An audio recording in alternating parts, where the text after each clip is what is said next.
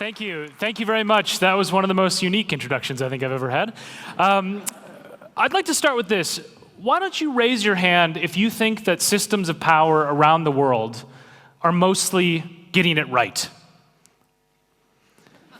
Okay, so I haven't seen any hands out of about 1,000 people. How about this one? Raise your hand if you could, in an instant, switch places with a politician such that they would take your job and you would have to have their career for the rest of your life. I see a few hands, but not many. These are two problems, right? We have two serious problems, that nobody who is a normal, decent person wants to become a politician or wants to become a leader. And secondly, that we basically are all fed up with the people who are in charge of us. Now, the problems around power have been plaguing humans for thousands of years. We've made huge technological innovations in almost every area of modern society, except for this one. We are dealing with the exact same questions today that ancient Greeks and ancient Romans were dealing with. And I think we can do better than that. I think we can design better systems, and I think we can get better people in power so that everybody's hand goes up when I ask you who wants to be a politician. And I think we can design better systems so we think everyone wants to say, yes, we've got it right. So what I did in my work is I went around the world and I met with people who are powerful. I conducted about 500 interviews with former heads of state, despots, people who ordered torture, war criminals, rebels, people who plotted coups, and generals, along with CEOs and leaders in Western societies. And what I found that was really interesting is that when you think about this group of people, they are not normal. And I don't mean that necessarily as an insult. I mean that they're not average. They're not representative of the population. There's something about them. And we need to understand that. Now, if you were to imagine meeting a zoologist who studied elephants, and you said, so how often do you interact with elephants? And they said, never. I've never seen one. I've never actually observed one. You'd find that very weird. And yet, a lot of social science doesn't involve actually going and observing and talking to these real breathing people who can answer our questions. And so I think we need to actually scrutinize, understand, and get better at figuring out what makes these people tick so that we can ensure that nobody likes them ends up in power again. This is me a couple years ago meeting with the former president of Madagascar, one of many people that I met with in my travels around the world. Now, the reason that nobody raised their hand in the first question, systems of power being about right, isn't hard to understand. We are surrounded by dangerous people in positions of immense responsibility. And this is not just in foreign, faraway authoritarian countries like in Russia or China. It's also where I'm from in the United States. Donald Trump's particularly insightful quote behind me on the screen. And you'll also sympathize with me because I am an American, and yet I live in the UK. So I've had to deal back and forth with thinking about which country is more messed up in terms of its democracy, right? Looking back home to the United States with this very stable genius, and then living in a place where the prime minister failed to outlast a lettuce and only survived in power for 45 days. So we have our work cut out for us. We have serious problems in our modern societies, and the question tonight is how can we do better? How can we ensure that everyone thinks that the systems of power are working for them? Now, I will say that a lot of the places that I work are much more dystopian than Denmark. Denmark is one of these places where you often bring it up as an example of a virtuous and well-run society. And I think it deserves that reputation globally to a very large extent. But even here, when I talk to people, they say, we don't have the best among us. We have many of the worst among us in positions of power. How can we get this fixed? How can we make it better? So the question that my book asks is 4 questions, in fact. And those questions are as follows. Do worse people get power? Does power make people worse? Why do we let people control us who clearly have no business being in control? Why do we allow this? And finally, how can we ensure that incorruptible people end up in charge instead, or get power instead? Now, to begin with this, every time I've met someone who has understood what I study, basically bad people who do bad things in power, they have trotted out some version of this quote, the most famous quote about power. Power corrupts, absolute power corrupts absolutely. It's a quote from Lord Acton. It's true. But there's a much more complicated, much more interesting story that actually is more solvable that I'm going to talk about tonight. Part of this story will be about power corrupting, power making people worse, which it does. But we'll also talk about all these hidden factors that are often ignored to our own peril and detriment, because the systems around positions of power are extremely important. And they're not just important because they affect outcomes, they're important because they're the things that you can fix most easily. It's hard to change the magnetism of power. It's hard to change the way that power changes people's psychology and their neurology. What is easier to change is the systems we design that determine who ends up in the top. So the first question, let's start with the easier one. Does power corrupt? The answer is yes. But let's look at a few detailed examples of this. And the poster child for the idea that power corrupts was one of the interviews, one of the weirdest interviews that I've done. Met this woman a few times. And her name is Ma Anand Sheila. If you've seen the Netflix documentary Wild Wild Country, you probably recognize this person. What she did was she was a sort of an art student in India, growing up, age 18, and looking for a bigger meaning in life, something beyond sort of, the dystopia of modern society and so on. So she joined a New Age guru named Bhagwan Sri Rajneesh, and she decided to work for what would develop into a sort of cult.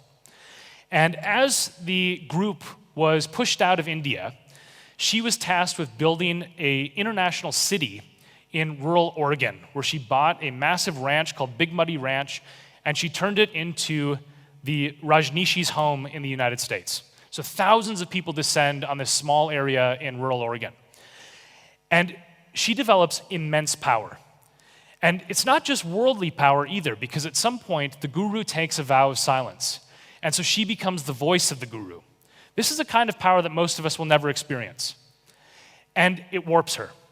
It warps her so much that she decides to try to take over the local town because they're not playing ball with what she wants to do. So she runs a series of American candidates who are members of this sort of New Age cult, and they take over Rajneesh. They take over the area called Antelope, Oregon, and they rename it Rajneesh Param. Now, Rajneesh Param is basically run by this group, but the county starts to make noises about saying, we're not going to approve your permits, we're going to shut you down. Now, there aren't enough people in the American side of the sort of New Age cult to take over the county. So she needs to come up with a plan B. And her plan B was this: to rig the local election by depressing turnout. And the way she was going to depress turnout was by poisoning 1,000 people, which is what she did. So she is the worst bioterrorist in American history. She did a test run for the election, and she sprinkled, along with her henchmen, salmonella on a series of salad bars around rural Oregon, and 1,000 people were poisoned. Now, what's amazing about this story is you have this sort of trajectory, starting as an 18-year-old art student, hasn't done anything wrong in her life at that point. But the question is, maybe she was just rotten all along, right? Maybe it wasn't the power that corrupted her. The problem was, when I met her, she looked like this, and she's running a care home to this day in Switzerland. So she served time in prison as the worst bioterrorist in American history. She moved to Switzerland after she was deported, and the Swiss government, which is a reasonable stickler for the rules, found the application without fail, and they decided to give her a care home to run, which she does with vulnerable people. And as far as I can tell, nothing since then has gone wrong. She hasn't done anything illegal. And so this is the sort of classic case of power corrupting. A good person tastes power and is just warped beyond belief. Trying to poison people, she tried to assassinate various officials, and so on. It was absolutely crazy. Now, the second story that I'll tell you is one that some of you will be familiar with. If you have read an intro psychology textbook or listened to a popular psychology podcast, you will probably have heard of the Stanford prison experiment. If you haven't heard of it, here's the basics of the prison experiment, and I'm going to invert it in a second, because I think everything you know about it, if you do know about it, is actually wrong. So the gist of the Stanford prison experiment is this: a man named Philip Zimbardo converted the basement of the Stanford psychology department into a fake jail. And then he recruited people for a psychological study of prison life to randomly be assigned whether to be a student who would be a prison guard or a prisoner. And so the question was, what happens when they put on the uniform and they become powerful in this fake experiment? Well, what happened was extremely scary. because within a couple days, the prisoners, who were just students at Stanford, had started abusing and humiliating their prisoners. They had been physically attacking them, so much so that Zimbardo's girlfriend at the time shut the experiment down. She said, "You have to stop this. It's unethical. You can't continue." And so the evidence that this produced was the idea that if you just put the right person into a prison uniform as a prison guard, they'll become corrupt. They'll abuse the people. It's not the person, it's the uniform, right? Power corrupts. There's a problem with this narrative, though, and it's one that hasn't been noticed very much in the world of psychology or in social research. And that's that about a decade ago, some researchers in Kentucky at a university that gets a lot less attention than Stanford, they noticed something peculiar about the way that recruitment was done for this study. And what they found was that the ad said for a psychological study of prison life. What they decided to do was to replicate the exact wording of the ad, except for in half of the university towns, they would say, for a psychological study, and in half of the university towns, they would say, for a psychological study of prison life. And then they saw who showed up. And they did psychometric tests and evaluations of personality types and so on all the people who responded. And what they found was that the people who responded to the psychological study of prison life wording were systematically more authoritarian, abusive, Machiavellian, and narcissistic and psychopathic than the people who responded to the generic study. And so this completely inverts the finding of the Stanford prison experiment, right? It's not that people put on the uniform and became corrupt or abusive. It's that people who wanted the uniform were more likely to be corrupt and abusive in the first place. And this inverts the finding. It's not that power corrupts, it's that power attracts the corruptible. And that's where the title of my book comes from, because I think this is a much bigger effect. It's a much more important area, is that we have this problem of power acting like a magnet to people who should not be in power. Now, to understand how this works, I'm going to divert your attention away from prisons and politicians for a second to World War II. There's a man named Abraham Wald who was a statistician who fled from Nazi Germany, and he ended up working at Columbia in New York, Columbia University. He was enlisted to help with the Allied war effort, and they asked him a very simple question. They said, "Look, we have a series of warplanes that have come back from Germany in their bombing runs, and they have bullet holes in various places throughout the plane. We want you to tell us where we should reinforce." And what you're seeing here is a distribution of where the bullet holes were in red. And so some of the generals said we must reinforce the wings. Some said we should do it in the tail, reinforce the tail. Some said in the middle, where there's the concentration of bullet holes. Abraham Wald looked at these airplanes in this hangar and said, if you take any of those three paths, you're going to kill a lot of pilots. And the reason you're going to kill a lot of pilots is because you need to worry about the invisible planes. And what he meant by that is that all the planes that you could see had made it back from Germany. They'd survived. They had been able to fly home. The ones that you couldn't see, the ones that were shot in the engines, were in Germany. They were invisible. And this has given rise to a concept called survivorship bias. It's sometimes also called the caveman effect, because it may be the case that cavemen didn't really paint in caves that often or live in caves, but just that what survived is the stuff that was outside of the elements. If a caveman painted on a tree, it was long gone by the time we were looking at it. So the idea of survivorship bias is that you have to think about what survives. Now this matters a lot for power, because power, when we see the people who are powerful, the CEOs, the politicians, etc., they've survived three different levels of power. They have sought power, so you have to seek power in the first place. They've obtained power, and they've managed to stay in power. Now, the third point may seem less important, but many of you have probably not heard of a man named Pedro Lascaran, and the reason you have not heard of him is because he was the president of Mexico for 45 minutes. Now, this issue is one where there's a certain kind of person who is really obsessed with getting power. There's a certain kind of person who is very good at getting power, and there's also a certain kind of person that is good at staying in power. If you have all three of those, you're more likely to become powerful. And what we're selecting for are not necessarily correlated with what's good for governing or good for leading a business. It's what's good for maintaining power or seeking it in the first place. Many of you don't really care about not being a CEO or being a politician. In fact, when I asked you to raise your hand, most of you would not trade places with a politician because of the way the political system works. So this is called self-selection bias. Self-selection bias is tied to power, where it's the idea that we wait for people to say, I should be powerful, right? We wait for people to sort of just walk out and say, I'm the one who should be in charge. That's self-selection bias. It's rolling out the red carpet to people who are power hungry. Now, when we say power hungry, we mean bad, right? I mean, power hungry has never been said as an adjective of praise. But what it literally means is someone who wants power. It is not a very mysterious thing that people who want power are more likely to end up there than the rest of us. So these are the invisible planes that I'm talking about. The large group of people that are in your lives who would be great leaders, but never end up in power. Partly because they didn't want it, partly because they weren't good at getting it, or they lost it when they did obtain it. And this is the paradox that we find ourselves in. I mean, when I think about my own life, I'm sure when you think about your lives, the people around you are good and decent. You find them to be people who are ethical, concerned with others, care about public service very often. And then you look up in society and you say, wait a minute, why is it different, right? Self-selection bias is one of the key answers. However, this is always going to be a universal aspect of power, right? We're always going to have self-selection bias. So what do we do about it? Well, this is where systems are really, really important. And the way you design a system and tweak it and adjust it can determine who ends up on top. Now, I'm going to tell you a story now that makes Denmark look very good. So there's a study that I write about in my book, which is called the DICE study. It's a very simple idea. They take students and they give them a dice. And they say, roll it 42 times and write down your score each time. But here was the catch. Every time you roll a 6, we'll give you some money. Now, we're also not going to watch you roll the dice, and we're not going to watch you write down your scores. So you could lie.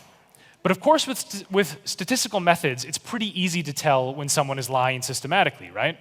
So one participant in India, bonus points for how brazen he was, wrote down 42 6s in a row. Good for him for trying. Now, what was fascinating about this was they then looked at who lied on the dice rolls and what their future career ambitions were. In India, where the civil service is known for having a track record of bribery and graft, where you can get rich by extorting people, the people who lied on their dice rolls were the ones who wanted to go into the civil service. Completely, a very, very strong correlation, a pathway from lying in this experiment to wanting to be a civil servant. They repeated the study elsewhere around the world, and one of the places they repeated it was in Denmark. And the results were exactly flipped. What they found was that the people who lied on their dice rolls wanted to go to business, and the people who very, very honestly reported their dice rolls in Denmark wanted to go into the civil service, which is not notorious for bribery and graft. So this aspect of the study shows you that it's the exact same study, right? And there's nothing really systematically different about the people. It's that when they saw the incentives that civil service equals bribery in India, they thought, okay, yeah, the unscrupulous among us will self-select. So there's an intersection between self-selection bias and how systems operate. And the way that this is most clearly manifesting itself in the best example that I've come across is, unfortunately, in policing, particularly in the United States. Now, I grew up in Minneapolis, which unfortunately is the city where George Floyd was murdered. So this is a very important problem in my hometown. And what I'm showing you on the screen is the opening screenshot from a recruitment video for a police department in Doraville, Georgia. Doraville, Georgia is a town of 10,000 people outside of Atlanta, and what this is an image of the Punisher, who's a vigilante anti-hero comic book villain / hero who tortures criminals. This is the opening screen to a police recruitment video, okay? The next screen doesn't get much better. It's a tank, and it's a SWAT team, and what they do is they drive around, and they open the hatch, and they toss out smoke grenades. They get out in military fatigues, and then they attack these unseen targets, and they shoot them, and then they get back in the tank. And the entire thing is set to death metal music, right? Now, when we watch that video, I hope, almost all of us will say, okay, I'm definitely not signing up for that police department, right? This is super weird, and I do not want to be a part of this. But the thing is that there's a certain cross-section of the population that looks at that video and says, yeah, I want to be the Punisher. This will be perfect. This is my career path, right? Those are the people who apply. The people who think policing is about helping little old ladies cross the street don't apply because they look at this and they think, okay, I don't want to drive around in a literal tank in my small suburb, right? So there's a self-selection problem. Now, I know this is a little bit of an extreme example, but there's multiple examples throughout the United States, and the US government actually made this worse because they used surplus military equipment from Afghanistan and Iraq, and they gave it to local police departments. So they ended up using a lot of the military equipment, and the people who wanted to play with military equipment signed up for policing. So what's the alternative? Well, the alternative is what New Zealand did. And what New Zealand did that was very clever is they thought to themselves very carefully about self-selection bias. They said, if we represent policing differently, maybe we'll get different recruits. So these are a few screenshots I'm going to show you from a video that the New Zealand police produced. The cost of a few $1 million, very, very cheap for what it ended up yielding. And these videos are funny. If you want to, after the talk, look it up on YouTube. They're very, very funny videos. And what they show is a demographically diverse police force. Lots more women and ethnic minorities in the video than you would expect. Of course, in the Doraville, Georgia recruitment video, everyone was a white man. And on top of this, there's various gags throughout the video. So you have an officer stopping to help a man cross the street. In the next frame, which I don't have on screen, he stops and a man with a boombox plays some music and they dance together. And they're all chasing this unseen perpetrator, right? This criminal who they're going to hunt down. And in the final scene of the video, they catch him. And it turns out to be a border collie who's stolen a woman's purse. Now, the difference between the tank and the Punisher and the border collie is summed up very, very well by the final screenshot of the video. Do you care enough to be a cop? Right? I mean, it's the exact polar opposite. Now, what happened? Lo and behold, when they tested the recruits that they got, they were totally different. And they were different in a few key ways.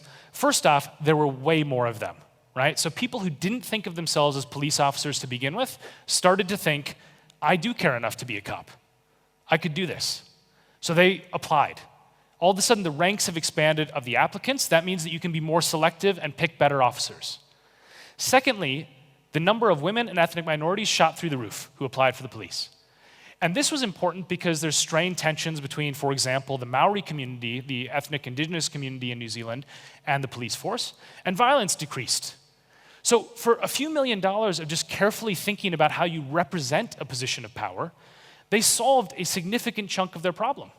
They got better officers, and that's a self-fulfilling prophecy where you start to have a virtuous cycle, right?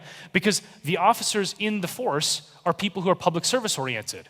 When somebody else comes into the police, they teach them how to perform public service. In the Doraville Police Department, it's the exact opposite. They say, look, when we get called, suit up, get your gun ready, we're an occupying army, right? So you have aspects of this where there are knock-on effects that last for years and years and years, and all they had to do was think carefully about the recruitment. And yet, what do we do most of the time? We recruit on autopilot. We do it the same way we did in the past. We don't think about representing power any differently. Now here comes the awkward part of my talk. It's about us. Are we to blame? So we live in democracies, right? We have democratic responsive governments that are supposed to do what we say. And they're supposed to be elected by us. And yet, consistently, we pick snakes in suits. We pick people who we know are not good. And we do this for a variety of reasons. And one of the things that happens is that we make irrational decisions when it comes to who we choose to be in power. Now, this has been proven in a variety of different studies. So one of the ones that really stuck out to me was a study that shows how early on this effect happens. There's a study where, and it's been replicated, it's very solid science, where what they did was they showed children a set of images between two people's faces. And they said, okay, imagine you are about to have an imaginary ship, and you need to decide who will be the captain of your boat, right? These are kids. But all you have to go on is the face. So you look at two faces and you point and you say, that's the captain, okay? What the kids didn't know was that the faces were not a random assortment. The faces were the winner of an election and the runner-up of an election. So the person who won and the person who came in second. And what they found was that overwhelmingly, in the significant majority of the time, the children picked the winner, right? For no reason other than their face. That was it. So already there's an irrationality built in, and when they did this with adults, it was even more pronounced. The effect was even more pronounced. It's been replicated in different contexts, US governors, French elections, etc. We are making decisions based on who should lead us on things that are incredibly stupid. And some of them are just faces, right? Some of them are how people look. Do they look like a leader to us? Now, the problem about somebody looking like a leader to us is that the people who currently are our leaders are not representative of the population.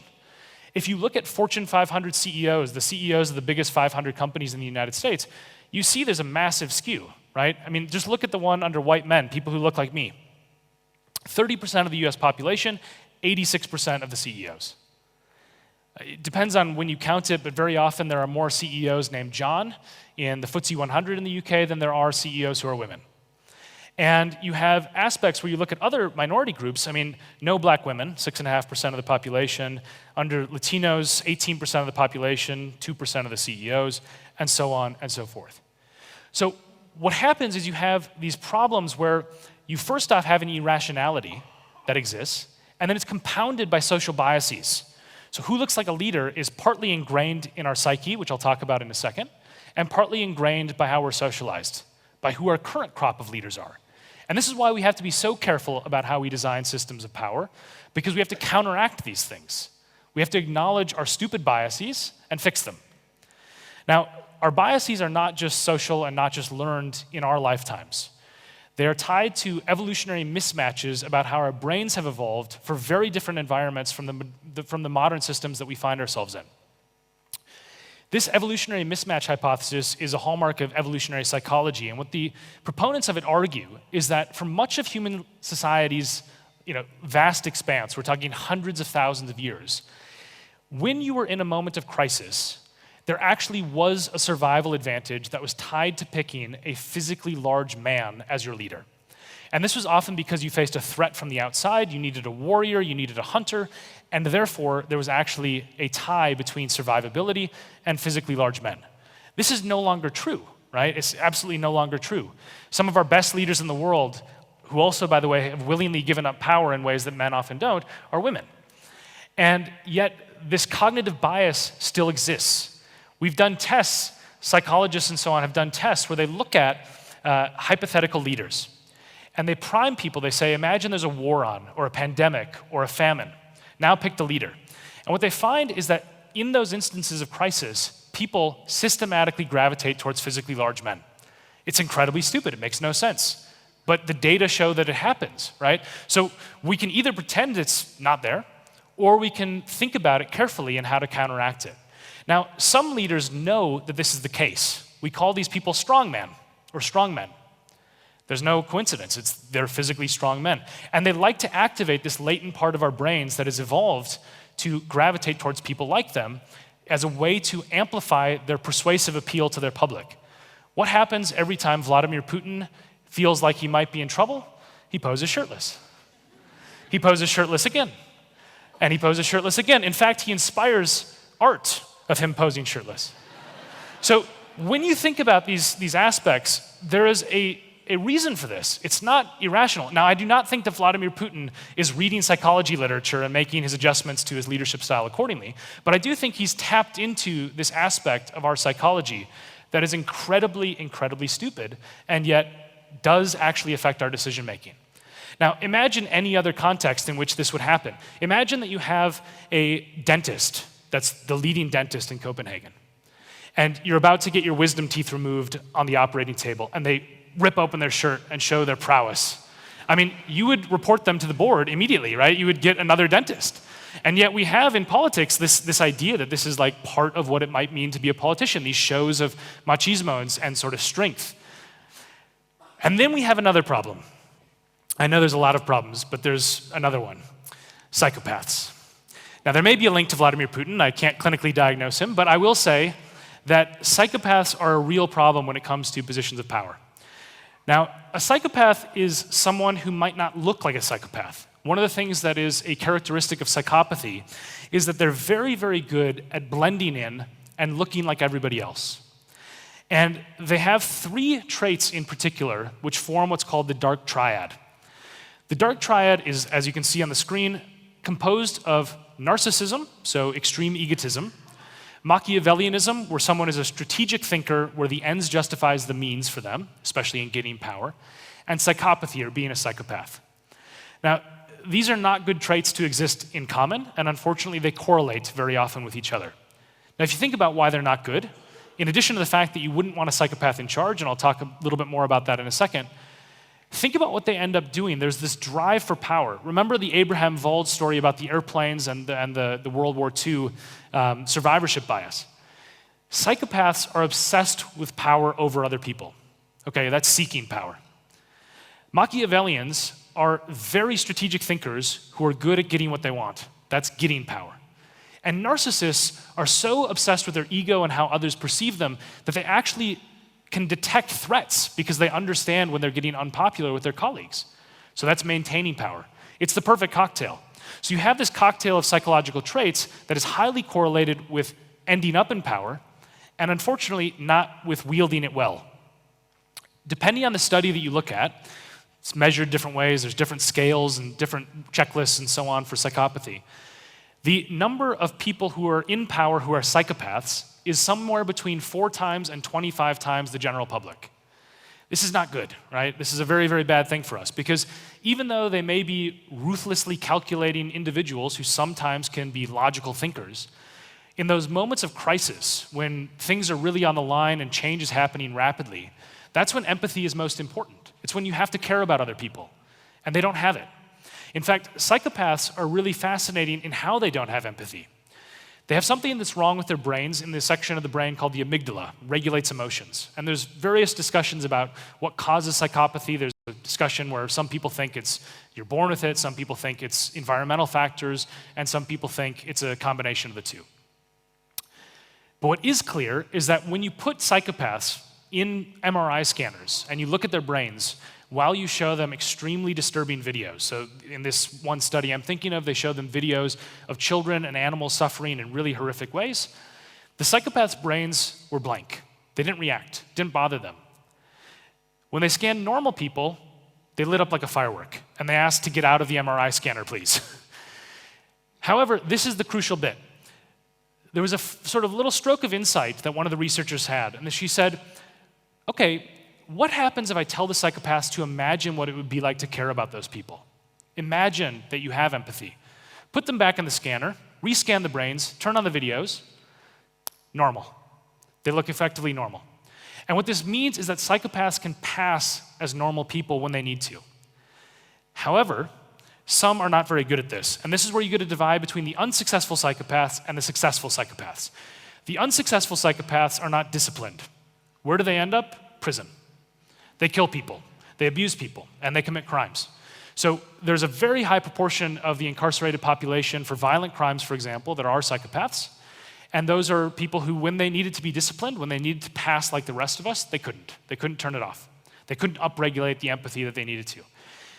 The successful psychopaths, in a variety of different studies of what is called snakes in suits, they're in boardrooms and they're in politics.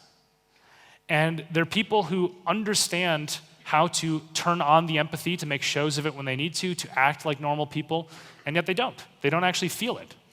And this is a huge problem. It's a huge problem because it links again to the system, what I talked about before, being on autopilot.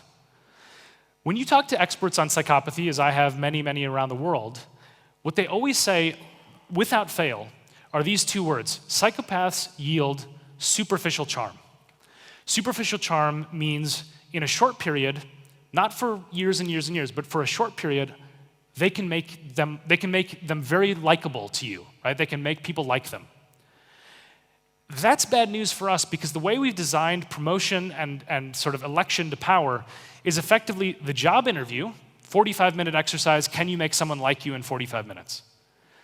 Elections, you're never going to actually meet these people, most of them, but you have to get an impression of them that is superficially charming. We've designed systems that amplify these traits. They reward them because they don't have to show effective performance, they have to show likability. So we're systematically downgrading the appeal for a person who's an introvert, who has a really hard time speaking in public and so on, and we're amplifying traits that are not necessarily tied to servant leadership and public service and good leaders, but are just tied to superficial charm. So these are not areas where we can just sort of say, let's just do what we did before, right? We have to think much more carefully about how we design systems in this realm. And when it comes to psychopaths, they're still a minority. It's very unlikely that your boss is a psychopath. Maybe some of you. But it is statistically unlikely still. The problem is that they do disproportionate damage, right? So when you think about psychopaths in power, one of the arguments that sometimes is made around them, and you'll see books, there's a book called The Wisdom of Psychopaths, for example, by Kevin Dutton. And what he argues is that we have to find a place for these people. Why not just put them in high-stress situations? Because one of the things that psychopaths have that the rest of us don't is they are very, very calm when an emergency is going on and when things normally would fluster the rest of us. A psychopath doesn't have their heart rate elevate, they don't get an emotional response, etc. So what Dutton argues, I think, persuasively, is around the idea of, for example, a bomb defusal expert in the military. I can see the argument here a little bit. But I think he goes a little bit too far when he talks about surgeons. So it's true that a surgeon is under stress, under immense pressure, and may need to be a cold, calculating individual.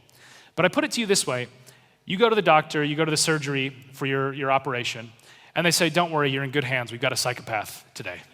I mean, nobody's going to go. You're going to run out of that room, right? So the problem is that when it really counts, we don't think this way. And when it really counts, if we're not willing to have somebody with a scalpel operate on one person, why could we possibly tolerate entire societies being run often by psychopaths?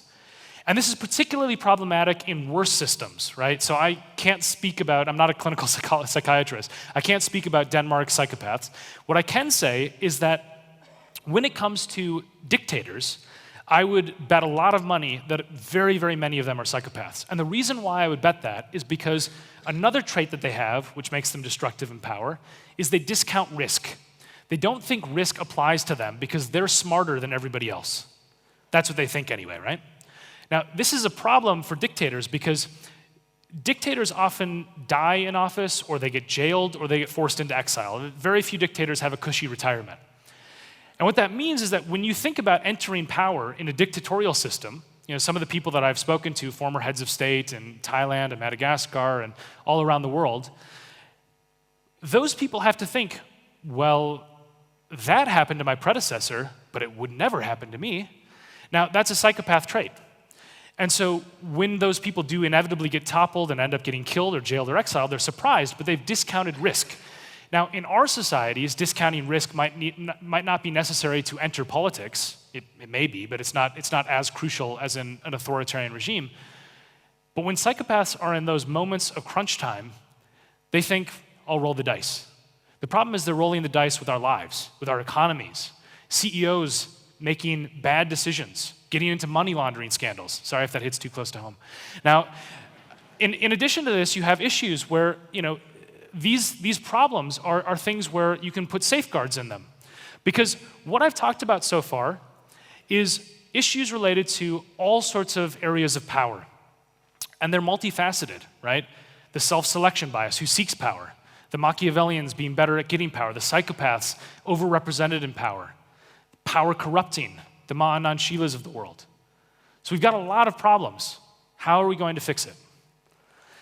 Well, there's a lot of different ways we can tackle this problem, and I don't have unlimited time, but I am going to cover a few that I think are worth considering. One of them is exploiting the power of randomness. In fact, two of them exploit the power of randomness. And I'm going to tell you a story that's really interesting from the New York Police Department.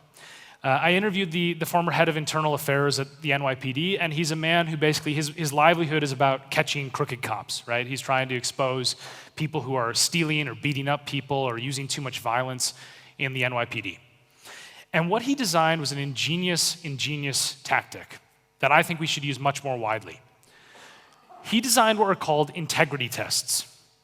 So what he would do is he'd rent an apartment in New York City, and this would be the fake crime scene.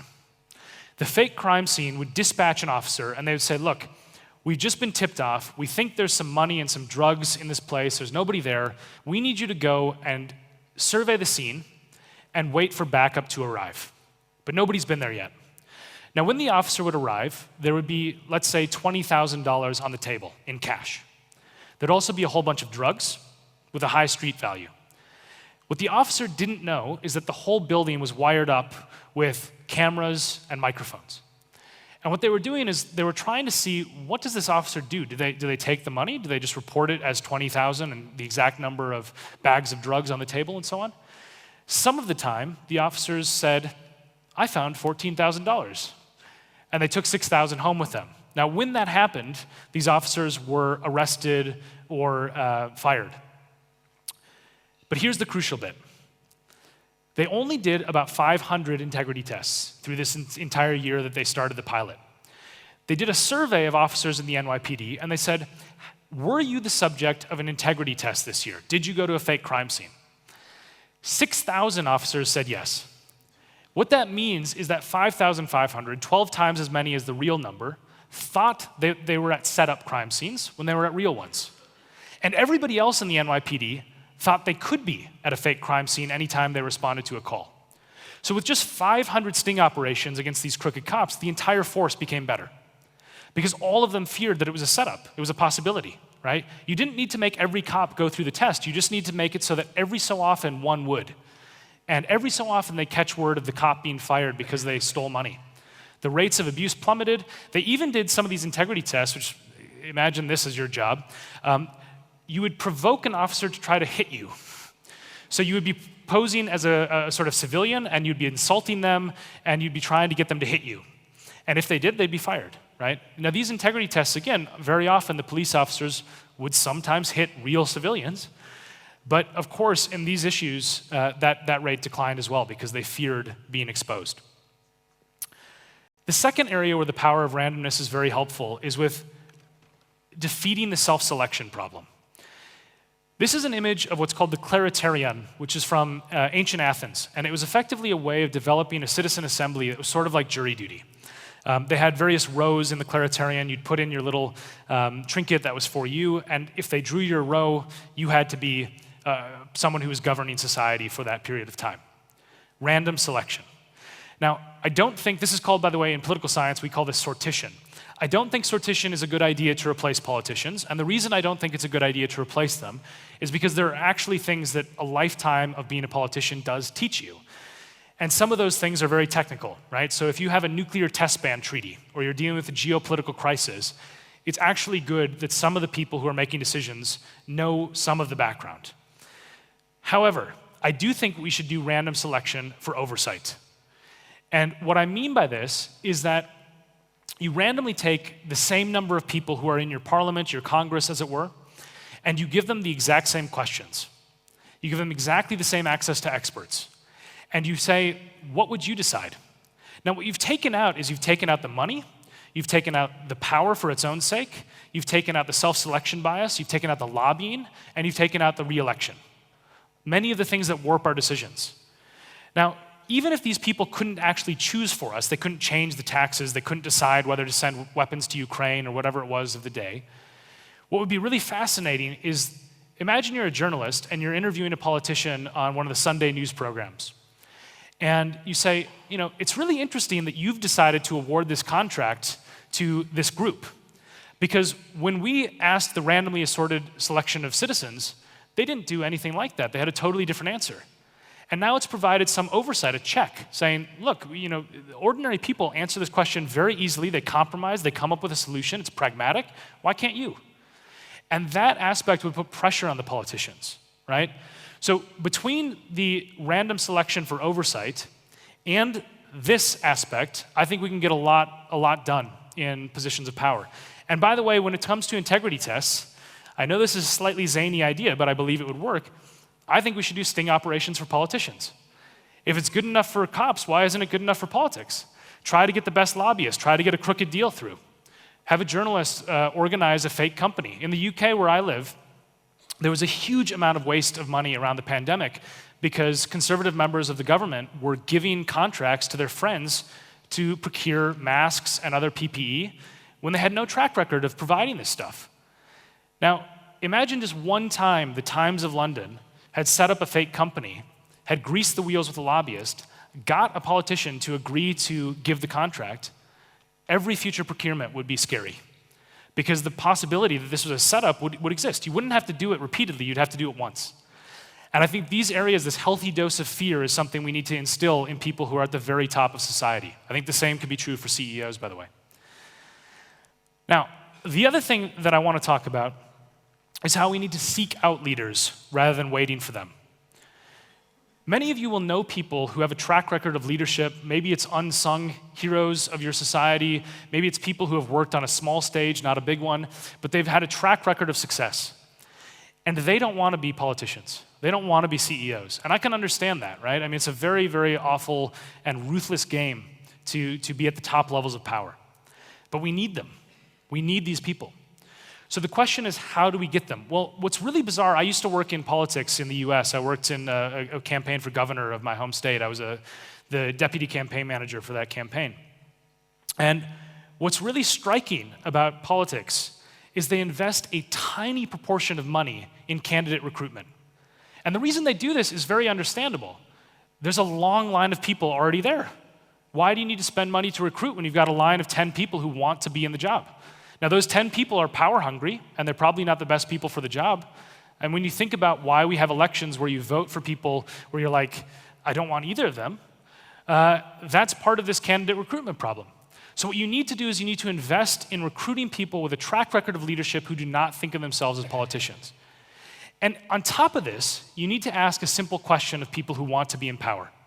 The question I got asked by a few people who do interviews for candidates or who work in various aspects of high-level business, what question would you ask someone who wants to be powerful? And I have a very simple answer. What do you want the power for? And what would cause you to step down after you'd achieved it? And the reason that question is so effective is because people who actually seek power, the power-hungry among us, do not see power as a means to an end. They see power as a goal. So they get completely flustered by this question. They don't know what to say. They hang on for as long as they can, right? I mean, very, very rarely do you have politicians who just say, well, I did my 4 years, that was a good time, we got what we wanted done, I'm out, right? They think about it as, how long can I stay? How long can I cling to this? I'll go kicking and screaming when the scandal finally hits.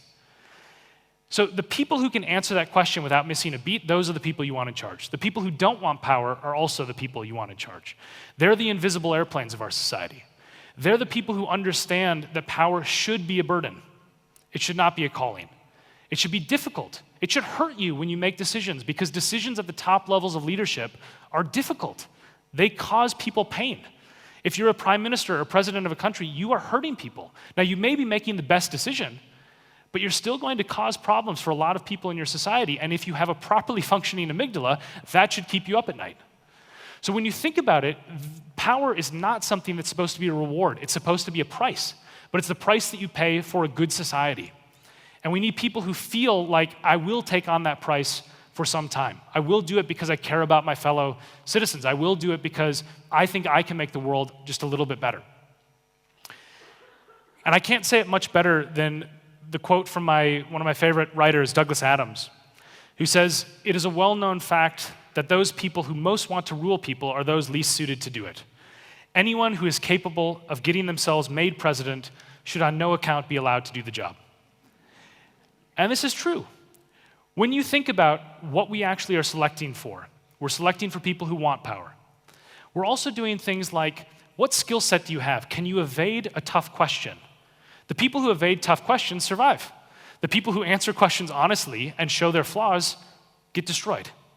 Right? So we're selecting over and over and over for things that are not tied to leadership, but are tied to being slippery, tied to being self-serving, tied to being narcissistic, and tied to being powerful for the sake of power. And I think this is the area of our modern societies that we have to focus more attention on, is the systems. When you open the newspaper, you endlessly get disappointed, right? There's terrible news often in the news. And what you see are often a series of scandals, powerful people behaving badly. But what we do as a society that's not a smart response to this is we condemn the individual and move on. Oh, that person was corrupt. Let's replace them. Oh, that person was corrupt and abused power. Let's replace them. We think about the tip of the iceberg. We think about the planes in front of us. We think about the people who are powerful now who we can see. And the problem with that approach is that we're just going to keep on replicating this world, right? I mean, I have literally never met, and maybe there'll be somebody amongst you who will come up to me after the talk and be the first person, because we are in Denmark after all. But I've never met someone who said to me, what's the point of your work? We get it right. I'm happy with the people on top. I'm happy with the people who are in charge. I think the system is working just fine. So even in one of the most prosperous societies in the world, like in Denmark, this is we can obviously do better. And I think there's a widespread sort of view that the people in charge of us are not fit for leadership. So the question is, what do we do? Condemn the individual or condemn the system? And it doesn't mean you need to say the system is all bad. It means that you need to think creatively about engineering a system. Right? What we basically do instead is we inherit systems. We inherit them and we think that's how it's done. That's the way power works. You have this structure, we've done it for 50 years, and to which I say, yeah, and for 50 years you've been unhappy with the leaders. So you have to be creative about designing and engineering outcomes that are going to attract and promote the best among us. So what I'll close and leave you with is the idea, the optimistic idea, that we can do better. I'm not naive. I know this is going to be an incredibly uphill battle. Very powerful, very rich people do not want the system to change. They do not want to be ousted from power, right? They want the status quo. So it's going to be an uphill battle. And we will always have problems of self-selection. It's part of the nature of power. We will always have problems with power corrupting. It's part of the nature of power. If the ancient Greeks dealt with it, we're going to deal with some of these echoes too. But do we really think that we couldn't do better? I think that we could, and I think what I would suggest to you is, if you can, try to do a small act of leadership in your community. The ripple effects of that are really profound. I ended up interested in politics as a political scientist because my mom ran for school board when I was 8 years old. She was unhappy with the direction of the school system, and she said, I'm not going to make any money, there's no glory in this, but I can volunteer my time effectively, and I can try to make it a little bit better. And not only did that have ripple effects for the next generation of students who went to a better school system, it had ripple effects for me because I found the sort of inspiring aspect of someone who genuinely cared working in politics. And these small aspects of change really do add up because the pipeline of current leaders at the local level become the pipeline of leaders at the national level.